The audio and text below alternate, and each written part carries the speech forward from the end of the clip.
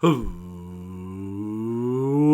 back, everybody, to the Below Average Joe's MMA Podcast, episode number 82. It's Wednesday. We're halfway through the week. And Dom, this episode is just a bit extra special. Your host, as always, Noah B. and Dominic Salee. Halfway through the week. How are you? Hump days hit different. It's simply fact. Facts. And this week, it hits it even more differently because, again, I'm tooting our horn here. We couldn't have timed this any more perfect. You've been saying that a lot, and you know I can't say I disagree, but it does feel good that you are the one that's being so vocal about it. Yes, you all must recognize what we're putting it on. We're serving it on a platter here. Yeah. We're really setting this week up real nice for you. Oh yeah, it also is just a good week because we have a pay-per-view coming up on Saturday. UFC 260, headlined by the biggest, baddest rematch between Francis Ngannou and the GOAT at heavyweight, Stipe Miocic. However, in order to really understand why this fight's such a big deal, We got to take a look at when they first faced off. Thank you. Because we're going to take it back to January 20th, 2018 at the TD Garden in Boston, Massachusetts. Legendary arena. Attendance for this event, 16,015 people. Buy rate, estimated around 350,000. Not huge for a two Title fight card, but you know, Stipe is not really like, especially at this time, you know, he's gotten a little better at being a bigger draw, you know, just because he's became more credited. Cormier's always kind of been someone that if he's not fighting John Jones, he's kind of like Stipe, you know. But still not bad. Your commentary team, we got a 3-person one: John Anik, Joe Rogan, and Dominic Cruz. Yes, early on still in Dom's commentary endeavors at this True, point. that is true. But obviously we're setting up here. We're going over UFC 220, the first time that Stipe defended his belt against Francis Ngannou. And as we mentioned, this was a 2-title fight card. Daniel Cormier in his last title defense at light heavyweight. Last ever fight at light heavyweight. Yeah, true. Going up against Volkan Oezdemir. And this is the 3rd edition of the Classic Pay-Per-View review. Yes. The first one being UFC 1. Second one being UFC 199. And now UFC 220. Yes. So Fasten your seatbelts. So before we kind of get in fight by fight here, I want to get your thoughts. You know, by this point, this isn't, you know, before we were watching, this isn't 199 where it was the first time I ever watched. UFC 220, we at this point are fully invested. You had been into it, obviously, by this point. But now even you, but you're I'm in deep. Like in deep. This was after we had gotten to see Stipe live in Cleveland. This is true. So tell the good people what it was like going into this card. This was big for Francis, the challenger, because he was looked at as an absolute killer. He was 6-0 in the UFC, all wins coming via finish, most in the first round. He was looked at as the next big thing. Yeah. Fighting out of Africa, at this point was looking to become the first African-born champ. We, of course, know that Israel Adesanya got that, or actually Kamaru got it first, then Izzy. And for Stipe, this was the fight to break the heavyweight title defense record and set it at 3, and he did just that. So it was very historical in a sense for Stipe especially, and just a big fight for the heavyweight division. You were talking about this while we were watching the fights before we started recording, and how it felt really big at the time, too. The hype surrounding it. I mean, the UFC's marketing machine really did a good job of hyping this fight up for, especially Ngannou. Yeah. He was being kind of touted. I remember throwing this back around this time, as like the MMA Mike Tyson. Yep. Yeah. You know, the guy that would come in, finish you off early, and then leave without cracking a smile or anything. Obviously, the way the fight transpired showed that there were more, you know, it is MMA at the end of the day, so some weaknesses. But I do remember feeling, you know, on our long drives home from Bowling Green Mm-hmm. to our hometown back in like between Dayton and Cincinnati, we would talk about. I remember saying like this feels like one of the biggest heavyweight fights ever. Yeah. And that's the job of the UFC to do that, sell it that way, and they did it. However, co-main event, you got Cormier and Volkan, and that fight felt like it really fell under the radar. I don't think anybody really gave Volkan much of a chance here. Really, this is kind of... Volkan and Ngannou were in very similar situations coming into this, because this was Volkan's first title shot as well, and coming into this, also undefeated in the UFC, also finishing everyone in the first round. Mm-hmm. I think it was 4 or 5 straight fights for him. He earned a title shot very quickly. For Daniel, not quite the same as Stipe, because he was actually coming off of that loss to John Jones, which inevitably got turned into a no contest. Therefore, he got the belt given back to him. So this was technically another title defense. Daniel, of course, is on record saying this felt like he was winning the belt back. But nevertheless, big implications there in that fight. And Volkan and Ngannou, the more I look at it, really were in the same boat here. 2 very fast-rising prospects. The UFC pushed them to the title fight, and both really fell short to the veteran experience in the champions. Mm-hmm. And before we really dig into those 2 fights, we got to start first by looking at the prelims. Prelim notables, just going through, talking about some of the names. What do we have down there? Names that are a little more relevant now. We obviously didn't watch the prelims over again, but it's so interesting to just see some of these names. Our very first fight, UFC Fight Pass prelims. Islam Makhachev with a KO 1 punch over Gleison Tebow 57 seconds into the first round. Fight, huh? Gleison Tebow being a guy who had been around for a while. Definitely probably a little past his prime at this point, but we still. know where Islam is Islam, now. that was when he was kind of just on the come up. Wow. We opened our the prelims on Fox Sports 1. Dan Fox Ige fought Julio Arce and lost a unanimous decision 30-27, 30-27, 29-28. That would have been his potential UFC debut after the Contender Series, if you want to fact check that really quick. It was. Yeah. Wow, how about that? Dan Ige, man. Yep. Then went on a 6-fight win streak after that. And following that, we had a flyweight fight where Dustin Ortiz bested Alexandre Pantoja via unanimous decision. That's a good flyweight scrap. 29-28 on all 3 judges' scorecards. Abdul Razak Al Hassan getting a KO punch over Sabah Hamasi 3 minutes 47 seconds in the first Rewarded round. performance bonus, you said. Performance of the night bonus.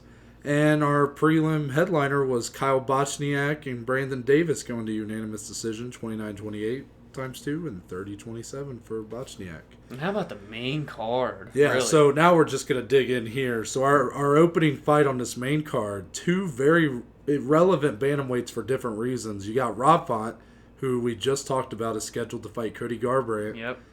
He's now top 5, knocking on the door of a title shot, coming off his biggest win over Marlon Moraes. And then in the other corner, you got Thomas Almeida. Hello. Who, at this time, was just starting to kind of hit his wall, I want to call it, his dip. He was really touted as a huge, big next thing, and then he ran into Cody Garbrandt, who I just mentioned. And really, coming into this fight specifically in 2018, was really trying to get his footing back. But at one point, was a big prospect, and it's relevant because Thomas Almeida is also fighting on this pay-per-view this Saturday. You see why we picked this? He's fighting Sean O'Malley. So we picked this pay-per-view because of Thomas Almeida. Yeah, so it's another fight on the main card. Just to kind of set up where these guys were at this time, Rob Font was at 4-2 in the UFC coming into this bout. Yeah. Coming off a loss via guillotine choke to Pedro Munhoz. Yeah, he was ranked 14th. Mm-hmm. And then Almeida was ranked 10th, as you said, kind of on a skid at that point. Now, Almeida was 5-2 coming into this bout. So guys very much in equal positions. However, to add more context, Thomas Almeida did start his UFC career, I want to say it was 4-0. So going, and then was 21-0. Damn. Runs into Cody Garbrandt, who knocks him out in the first round. 4-1. Comes back, TKOs Albert Morales. Then lost a unanimous decision to Jimmy Rivera, and that leads us to this fight. Okay. So both guys coming off losses. They're prospects at the time still. Yep. Both guys, fought really always under the radar. Even to this day. But Thomas Almeida was a guy that was really given some hype. Young at the time, only 26 when this He's fight still happened. a young guy. Yeah. Still very young. So let's talk about this fight. What ended up happening is Font would get the win here with the TKO head kick and punches in the second round, 2 minutes, 24 seconds in. This was a really good fight, I thought. Yeah, it was. First round, it really just, and this appears to be the case in a lot of Almeida's fights, a lot of it was on the feet. Yeah. And Almeida is not some great striker, but yet he seems to insist on keeping the fights there a lot of times, and he does enough to stay competitive, but it's never not get the upper hand. Not enough to win the fight. Yeah. So do you want to talk a little bit more about kind of what you saw in that fight? This was kind of where we first saw the potential of Rob Font, I think, really, is the takeaway here, because we look at him now ranked third in the division, about to take on a guy in Cody Garbrandt. You look at where he's come over the past 3 years, this was kind of the start to it. He had just gotten into the rankings, then takes out the prospect in Thomas Almeida, who was 10th at the time. This propelled him, of course, upward in the rankings. Ever since then, I believe he's 4-1 since that fight occurred. So, for me, more so takeaways for Rob Font, because we see now that Almeida has kind of dropped off a bit. Now he's fighting O'Malley, which is a huge fight name value-wise, sure. but both unranked when it comes to the bantamweight division and how stacked it is. So both guys now are in polar opposites. So it's always interesting when we do these classic reviews. Of course, we've only done 3 now. Mm-hmm. But for 199 and now this one, it's interesting to see where the people are that were on the card, where they are now. Yeah, that's a good point. You know, even like you said, to this day, Rob Font's still under a lot of people's radars. And if he can get a win over a guy like Cody. And that was a big win for him at the time. You know, again, I said Almeida was 5-2. I know he was coming off a loss. The loss to Garbrandt definitely kind of gutted him a little bit. Yeah. But he bounced back with the win over Morales, and then he loses to Jimmy Rivera, who, in his own right, I was looking at Jimmy Rivera like he might be a future champ. Yeah. And, you know, so he's still... A win over Almeida at this time was a good win. Yeah. And it's still a good win. I mean, he finished him in the second round, looked really crisp. Some of those his boxing was so clean, man. It was a really good fight, I thought, for as long as it lasted, but it was definitely appeared that it was always in Font's favor. Mm-hmm. Yeah, that's a good way to put it. So we'll move on to the second fight. Yeah, this is the stinker of the night, right? Yeah. Hey, we love Jean Vellante, though. You know? I mean, what a guy. What a character. I guess. Our light heavyweight fight between Jean Vellante and Francimar Barroso, ending via split decision. How? Don't ask me. 30-27 times 2 for Vellante, and one judge scoring at 29-28 for Barroso. Think about that, ladies and gentlemen, for a second. Process that. 2 judges scored every single round to Vellante, and one judge scored 2 rounds to Barroso. Yeah. Explain it. Explain. So, we'll talk about that, but I do want to just set up where these guys were at the time. Both of them in interesting places. You just mentioned, I think, Vellante was ranked 15th, right? Yeah. So he was 15th ranked light heavyweight at the time. How? Really, at light heavyweight, he did kind of always at least hover. Yeah, I mean, his record coming into this fight in the UFC was 5-6. So, was it really? Yeah, so not very good record. If you want to go over, some of the people he had fought up to this point. He's got a lot of decisions on there, don't he? Yeah, I mean, he's got some... So he lost his debut. He did fight in Strikeforce before coming to the UFC, so that's something I didn't know. In Strikeforce, looks like he went 3-2, and went on a 3-fight winning streak to end his time there. So he kind of came in probably with some, credit there. Loses his debut to Ovince St. Preux. That's a tough debut. Yeah. Had losses. He lost to Fabio Maldonado. He had a TKO win over Corey Anderson. Really? Yeah, in 2015. He got knocked out by Tom Lawler. Lost a decision to Alir Latifi. And then he lost via TKO to Shogun Rua. Lost a split decision to Patrick Cummins. And that's where we are. His wins... Yeah. His wins that I didn't mention, guys like Cody Donovan, Sean O'Connell, I already said Corey Anderson, Anthony Perosh, Saperbek Safarov. Not a ton of guys that hung around the UFC very long. Corey Anderson being the biggest one. That's probably how he got into the ranking. 5-6, though, really mixed run of things. But for Barroso, Francimar, who we both will admittedly say we were not very aware of this guy coming in here. No. On his end of things... He was 4-3-1 coming in here, so a little bit cleaner. In the UFC. In the UFC, Yeah. excuse me. Some of his, and he did have some at least notable wins and losses. He did have a win via decision over Ryan Jimmo. That was a guy back in, the 2015, probably before that. People were looking at him like he might be a title prospect, and so he got a win there. He did lose via rear naked choke to Nikita Krylov. Had a no contest with Darren Stewart. Stewart originally won the fight via TKO, but it was overturned due to a headbutt. A headbutt, huh? Mm-hmm. They would rematch, and he would beat Stewart via unanimous decision. However, his fight after that would be against Alexander Rakic, and you all can imagine Rakic won that fight via unanimous decision. So coming in here, you got one guy coming off a loss via Rakic, who I would hope that people would recognize as being at that time, that was Rakic really just now getting into the UFC, and you see where he is now. So both guys coming in on losses, because even in Volante's corner, you got a 2-fight losing streak with Shogun Rua and Patrick Cummins, who are still, two good names. And the one with Pat was a split, you said? Yeah, split decision. Fight. So this fight ended up being a real dud.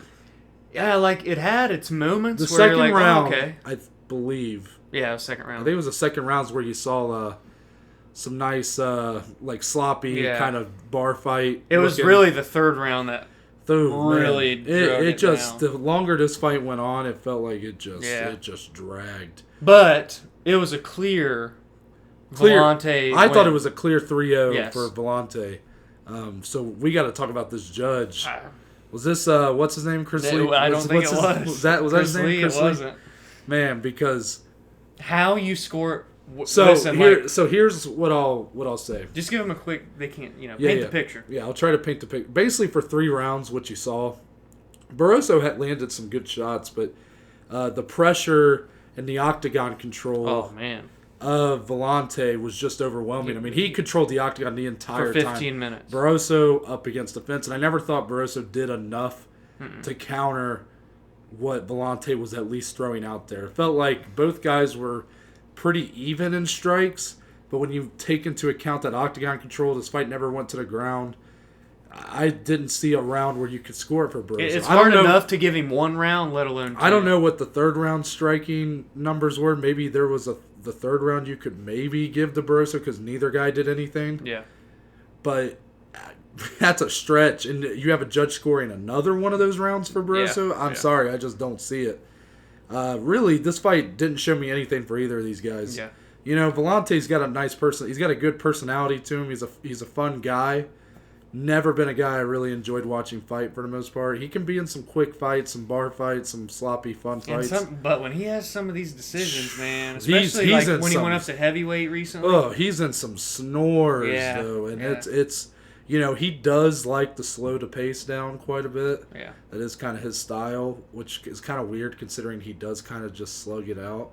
But being that he was a big light heavyweight, and now as we talked about, he's went up to heavyweight. He definitely plods. Not the right word. He plods around the octagon. Yeah, that's a good way to put it. And Barroso just honestly didn't show, and this would end up being Barroso's last fight in the UFC. However, where'd he venture on to? Barroso ended up making a nice little run for himself into PFL. Making their return next month. Yeah, and he last fought there in October 2019. He was in the heavyweight, I guess you call it the heavyweight tournament. He won his heavyweight quarterfinal bout. He advanced in the tournament but was deemed medically unable to continue. Not sure exactly why, but he was undefeated in the PFL. Literally went 1, 2, 3, 4, 5, 6. 6-0. 6-0 and 1. He did have a draw. However, still 6-0 and 1. Yeah, man. Good considering for him. He had a very mixed run of things in the UFC, and this fight didn't show us anything. Yeah. Nice to see him bounce back. For Volante, he's still kind of fighting to this day. And he's still... And now at heavyweight, like we mentioned. And, it's not gotten any better for him. Coming off this fight, he would lose to Sam Alvey via split decision. Would beat Ed Herman via split decision.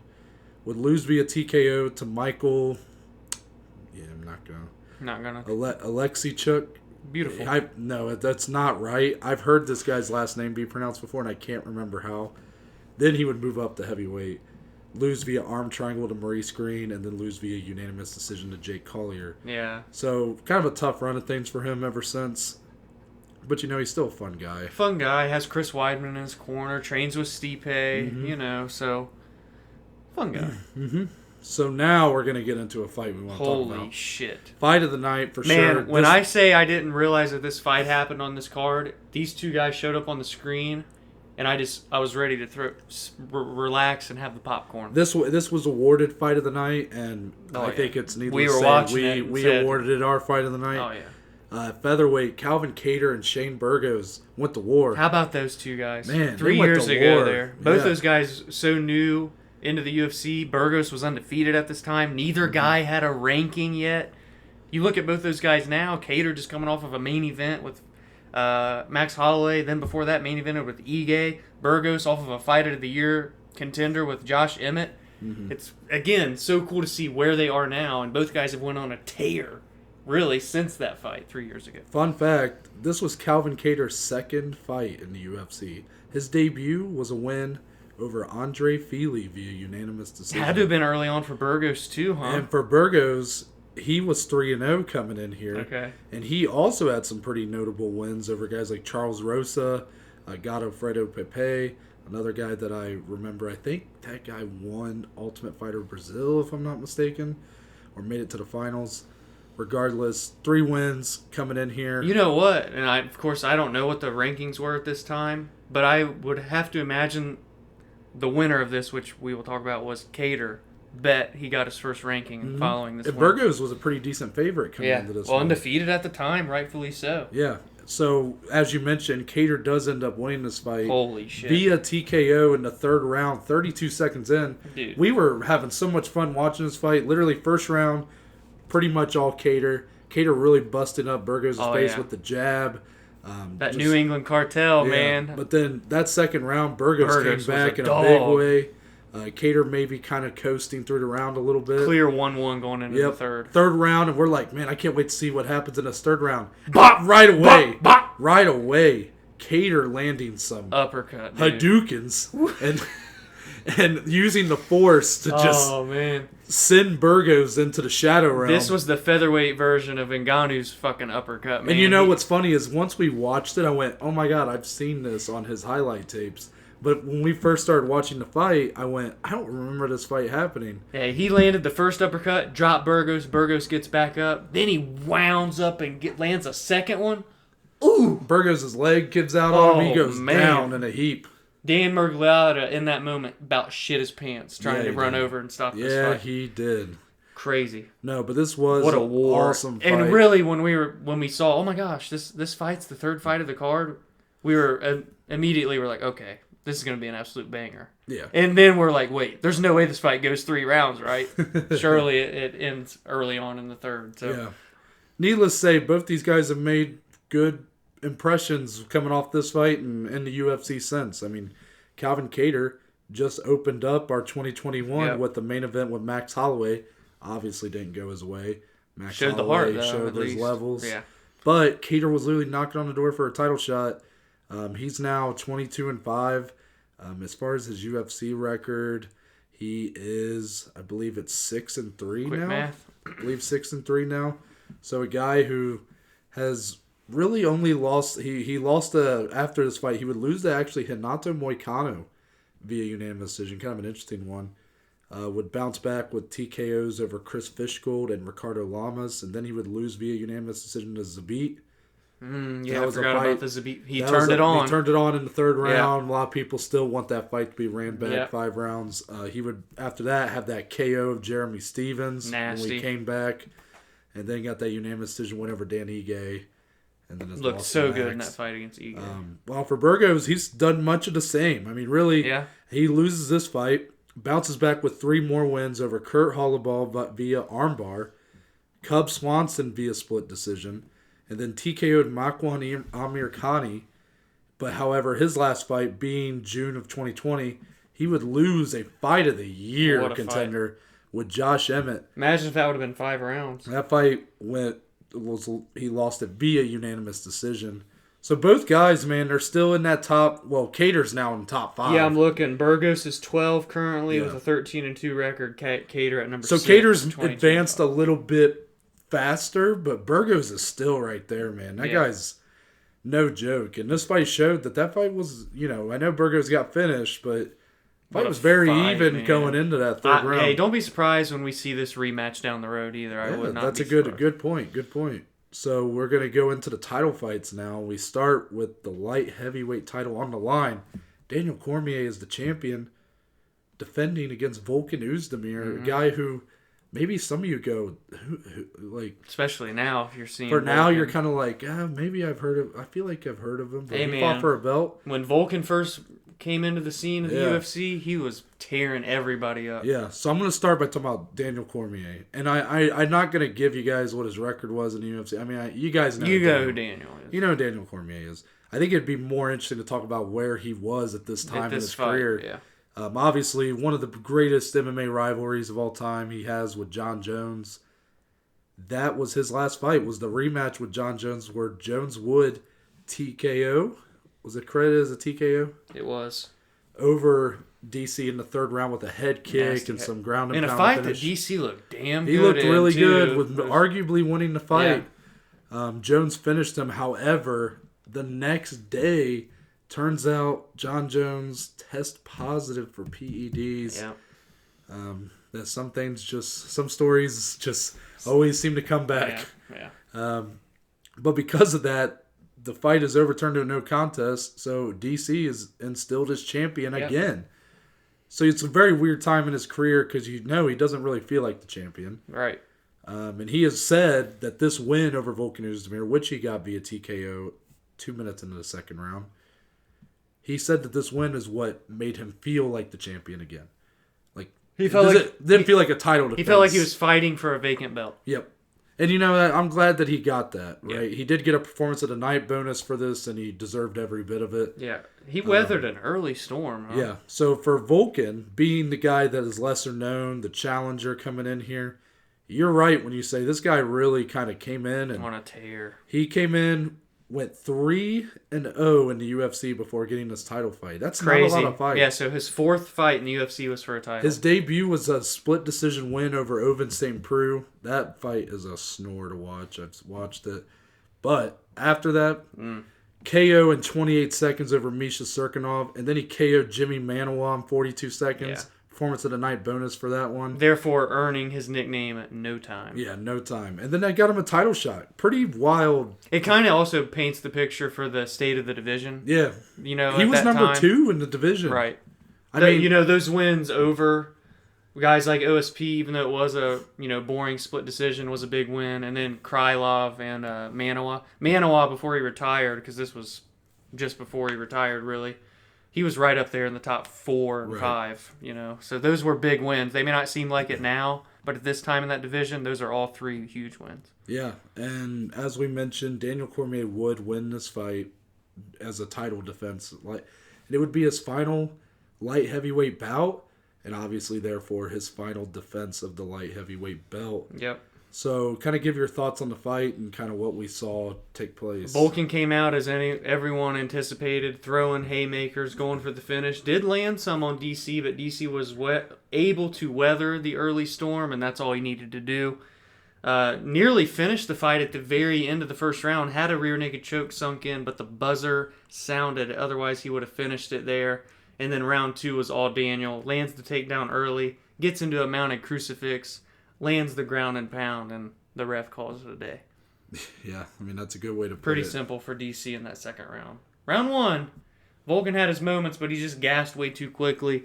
And, had he not gotten finished in round 2, he would have just continued to be dominated throughout the remainder of the fight. Just the way that he was fighting is not set up for pretty 5 sloppy. rounds. Pretty sloppy performance from Volkan here. I mean, I know that he had that nickname for a reason. He was coming in looking to finish like he had been doing everybody else. But when you fight a guy of DC's caliber, man, there's levels. Exactly, yeah.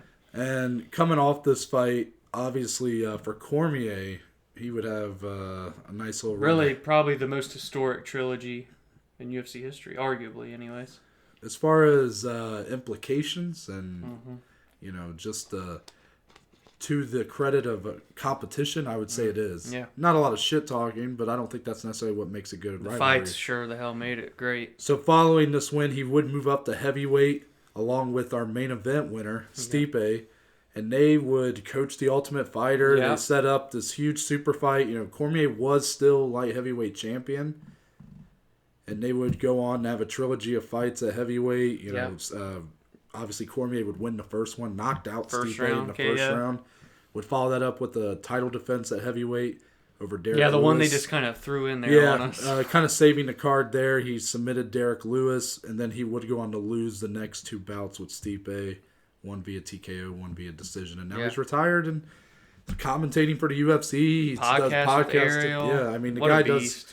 He's one of the best of all time, one of the best humans of all time. Yeah, and he's really come into his all as a commentator. I know people think like when he's with Rogan, those two can kind of go off on tangents. Yeah. But even when he's with Rogan, but more so when he's doing like the fight nights is when you really get to witness that knowledge and how good of a commentator he really is. Yeah, while for Volkan Oezdemir, his run has not been near as memorable.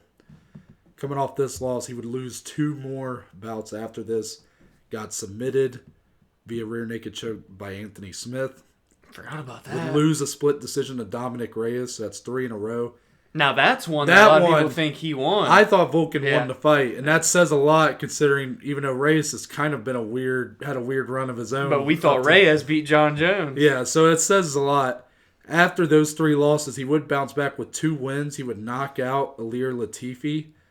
And then got a split decision win over Alexander Rakic. Probably one that not a lot of people realize happened. Yeah. And finally, his Your last boy. bout, he did get KO'd by Jiri Prohaska. What a debut for Prohaska, man. That guy is... And to believe that was on the prelims. Yeah, and I mean, don't get me wrong. Volkan looked good in the first round. Those guys were slugging. Yeah. I definitely think I can say that following this fight, Volkan I think he kind of got out of his own hype, his own nickname, and did start to compose himself a little bit. His punches in this fight was really sloppy. And I think he just realized he had to be a little bit more of a mixed martial artist. Into his all, yeah. In order to really reach his full potential. But it took him a while. He's still trying to figure it out, I think. But he's still in that top 10 at light heavyweight. Yeah. He might not be the biggest name that stands out to you, but there's no doubt in my mind this guy can go on a run at any time. Oh, yeah, man. He's still got that power, so it'll be interesting to see what kind of happens because his career's still going. Yeah. He's only 31. He's young. Now for our main event of the evening. Oh, my. The first time. What's that poster say? Baddest men on the planet? Battle for the World Heavyweight Championship. And that's really what this fight was billed as. Who is the baddest man on the planet? Well, coming in here was Stipe. Stipe being the heavyweight champion. This was going for title defense number 3. Yep, the record. Which would have been the record, and obviously I won't spoil it, or I won't keep pretending like this fight hasn't happened anymore. Stipe would win this fight via unanimous decision, 50-44 on all 3 judges' scorecards. He won via domination. Yeah, I mean, it really was. However, outside of the first round. Yeah. Holy shit. Coming in. What a round. So coming in, you got Stipe. This is going for title defense number 3. He won the belt by knocking out Fabricio Verdum at UFC 198. Yeah, it was on a 5-fight win streak coming into this. All via finish. Yep. Knocked out Alistair Overeem in Cleveland. We got to see that. Unbelievable. And then he would TKO Junior Dos Santos, avenging one of his previous 2 UFC losses up to that point. Yeah, in Dallas, Texas. And then that leads us to this bout. While for Ngannou, this man was coming in like a... Freight train. I was going to say a freight train, but more like a, what would you call it, a Ford F-150? Ford Escort is what Ford he hits Escort. like, is what they say. Yeah, his punching power is like a Ford Escort. The hype was real with this guy. He was... Rightfully so. And to this day, I still see why the hype is there. Built like a statue. He was 6-0 coming in here. Wins over... He had all via finish. Those latter 3 going in were the biggest KO'd wins. Luis Henrique. TKO'd Dr. Stoppage Curtis Blades. Yep. TKO'd Bojan Mihailovic. Kimura submission. Yeah, that one's wild. Over Anthony Hamilton. Then TKO'd my boy, Andrei Arlovsky. And then one of the nastiest knockouts you'll ever see in MMA. A brutal KO over Alistair Overeem. He lifted Overeem's body up off of the canvas with a punch. The only fight that went past the first round was Curtis Blades. Yeah. I mean, that says a lot. Yeah. So the hype was real. He was only 11-1 coming in here. Still very green. And I think that's where this fight exposed a lot of that. The first round, though. Holy moly. I was telling Noah while we were watching, Ariel Helwani actually had called this first round of this fight the round of the year for 2018. Mm-hmm. And dare I say, I might have to agree with old Helwani, because what a round it was. You talk about being on the edge of your seat, even watching it a second, third, fourth time, whatever it was for us, we're still like, and Francis is throwing these huge bombs, and Stipe did eat some shots, to his credit, and even fired back his own shots, implemented the wrestling and clinch early. And as soon as that first round ended, you're like, oh boy. You could see the gas tank was already on like a quarter of a tank, if not less, for Francis Ngannou when, Stipe's gas tank was still well on full. And that's really was how the rest of the fight played out. Yeah, I mean, honestly, when you get to the later rounds of this fight, it kind of gets a little embarrassing. A 10-8 round through in there. I mean, Ngannou got to the point where he was labored to even get up off the ground. Rounds 3, 4, and 5 are very much copy and paste. Yeah. It's very much Ngannou completely void of any energy, plodding forward. And you really saw the inexperience on the ground. Yep. Didn't know what to do, how to get up, what positioning to use. Yeah. It was very noticeable. It only got worse. It was very eye-opening, but that first round, incredible. Yeah. You said Ariel Helwani scored it round of the year for 2018. Stipe really doing his best to dodge those hammers that Ngannou was swinging at him. And to Ngannou's credit, Stipe landed some nasty shots. Stipe landed some nasty shots. Yeah. Ngannou actually just landed. Ate him. Ngannou landed more shots than I remembered. Yeah. Because I really thought he pretty much missed on everything. That first round, he was hit. But he was landing, and it really says a lot about. It really makes me just wonder where is Stipe's chin at? Because then you look at the Cormier fight, and he got bopped with the tiniest of... and I've heard some people, maybe even Joe Rogan included, to this day say, because he fought Cormier in, July of this year? This fight happened in January, so 5 months later. Some people said his chin had not recovered fully from getting hit by Ngannou, and that's what helped Cormier's punch knock him out as easy. I don't know where you all stand on that. Yeah. But I just figured I'd throw it out there. Because some people have discussed that. Was it the third round where Ngannou just threw a prayer? Ngannou threw a prayer and landed. And Stipe wobbled. Really, that might have been the cleanest shot of that fight. It just came out of nowhere because Ngannou, by this point, out of energy completely. Yeah. Stipe wobbled, then shoots for the takedown. And that's really all she wrote. I mean, if we're being honest, we didn't watch rounds 4 and 5 because... We had noon. We knew. There was nothing left to see. In another fight where you saw levels, right? Yeah. Stipe really showing why he's the baddest man on the planet. He might not look like the baddest man on the planet when he's standing next to Ngannou, but there's levels. Yeah. And... with that, he had the record. He still has it to this day. The record for the most consecutive title defenses of that UFC heavyweight belt. And now the guy's coming back to try and beat his own damn record. Yeah, where's he at right now? He's at this one. Would be his second. Yeah, this will be his second. Yeah. Fifth total, though. The guy's got 6 title fight victories, 4 total defenses. He's really just stacking up records. And it's so weird how, this second fight, because I guess now we can kind of just transition to talking about, bigger picture here. I mean, before getting too much into the preview, we got to balance it. I mean, we're 3 years later now. Yeah, a little over 3 years. There's so many questions, and really, both these guys are kind of in similar spots than they were at this point in time. Stipe, even coming into the first fight, I think now it's a little bit less debatable that he's the best heavyweight of all time. Now it's like, okay, but he is 38. Yeah. So there's still those questions of, can he withstand Ngannou's power? Can he make it through the first round? Can he make it through the second round? That kind of question still are in people's minds. There are many of the same questions. Ngannou, if you look at the run he's been on since, as impressive as it is, we have not gotten to see much. We haven't seen anything that we didn't already know before the first fight. Now I'm going to say this again on Friday, but I'm going to say it now as well. Since UFC 226, which is when Stipe lost to Daniel and Ngannou lost to Derek Lewis in a fight that we don't like to talk about. Since then, Stipe has went on to fight for 45 minutes against Daniel Cormier. Ngannou has had 4 fights since UFC 226 for a combined 2 minutes and 42 seconds. That's ridiculous. Yeah, I guess to add some context to those numbers. After this fight, Stipe's only fought Daniel Cormier since this fight. To make it even more so, this was January of 2018. We are now in March, almost April of 2021. Stipe, this will be his 5th fight since then, all against the same people. Stipe has not fought anyone not named Daniel Cormier or Francis Ngannou since, when did he fight JDS? June of 17? May of 2017. May of 17. So, obviously, like I mentioned, he loses the first bout to Cormier and then goes on to get his belt back in the second fight and in August. Looked great in the third. In the trilogy. Holy shit. While for Ngannou, I'll go through kind of his run since then. He did follow this fight with another loss. Doesn't count. Yeah, to Derek Lewis. Nobody won this fight.